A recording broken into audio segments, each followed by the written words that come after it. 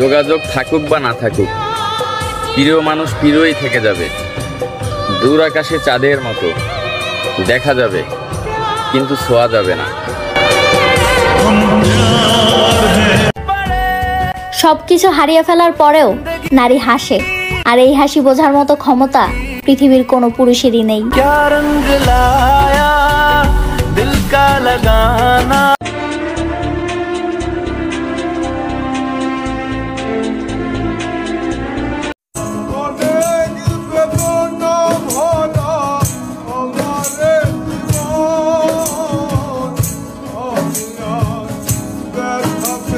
নিজে ঠিক থাকলে পুরো দুনিয়া ঠিক।